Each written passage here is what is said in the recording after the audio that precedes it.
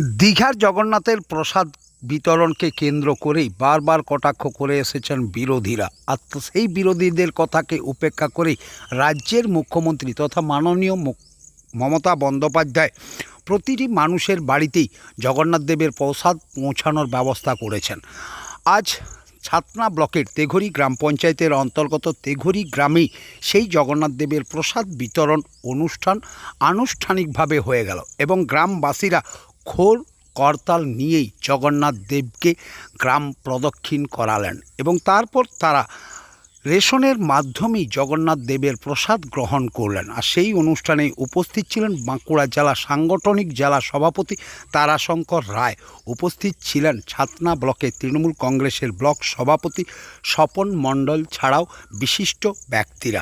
তাদের সকলের উপস্থিতিতেই জগন্নাথ দেবের প্রসাদ বিতরণ অনুষ্ঠান অনুষ্ঠিত হয়ে গেল। গ্রামের মানুষ প্রসাদ পেয়ে বাঁকুড়া এক্সপ্রেস টিভির মুখোমুখি হয়ে কি প্রতিক্রিয়া দিলেন শোনাবো তাদের সেই মূল্যবান প্রতিক্রিয়া।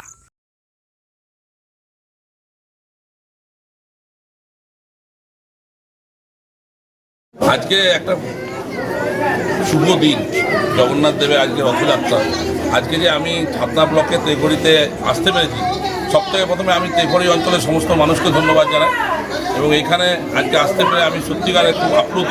মায়ের মন্দিরে এসে আজকে জগন্নাথ দেবের প্রসাদ বিতরণ একটা নজিরবিহীন ঘটনা এবং আজকে প্রত্যেকটা গ্রামের মানুষকে মমতা বন্দ্যোপাধ্যায় আজকে প্রসাদ বিতরণটা করাচ্ছেন এবং প্রত্যেকটা পরিবারকে যাতে প্রসাদ পায় জগন্নাথ দেবের, তার জন্য তিনি চেষ্টা করেছেন এবং সরকারিভাবে ডিলারের মধ্য দিয়ে যেন প্রত্যেকটা বাড়িতে এই প্রসাদ পৌঁছে যায় তার চেষ্টা করেছেন এবং সেই সাথী হতে আমরা এখানে এসেছি এবং আমরা দলের সকলেই সৈনিক।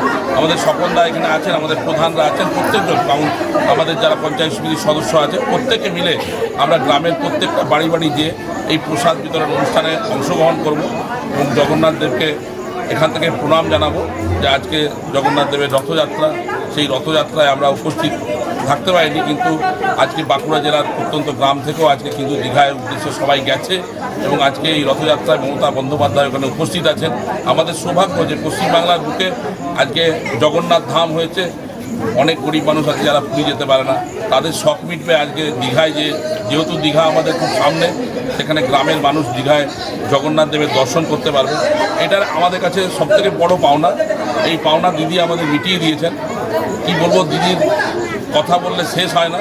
দিদি মায়ের রূপ, দিদির কাছে প্রত্যেকটা ধর্মই হচ্ছে সমান, প্রত্যেকটা ধর্মকে তিনি গুরুত্ব দেন এবং আজকে সমস্ত গোটা ভারতবর্ষের মানুষ দেখতে পাচ্ছেন যে দিদির যে পরিকল্পনা এবং দিদির যে কাজ, সেটা গোটা ভারতবর্ষের মানুষ আপ্লুত এবং সারা পশ্চিমবাংলার মানুষ আপ্লুত।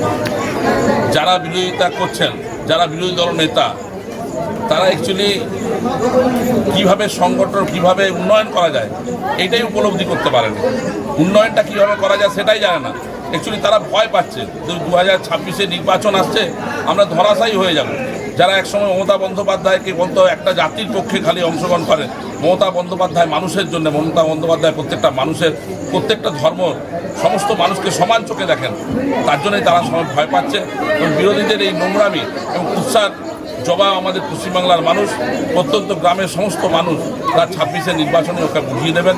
যারা এই ধরনের কথা বলেন, উৎসাহ করেন, তাদেরকে আমরা ধিক্কার জানাই। খুশি, অনেক গর্বিত।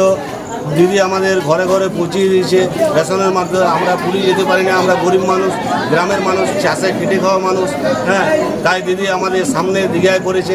আমরা সেদিন দীঘায় দর্শন করে এসেছি।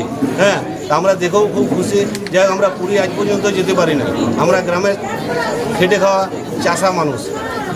প্রসাদ পেয়ে কতটা খুশি? প্রসাদ পেয়ে আমরা অনেক খুশি। হ্যাঁ, যে দিদি আবার আমাদের জন্য প্রসাদ পাঠিয়েছে গ্রামের মানুষের, গরিব মানুষের জন্য, এতে আমরা আরও খুব খুশি। কি নাম আপনার? আমার নাম অমিত পাল।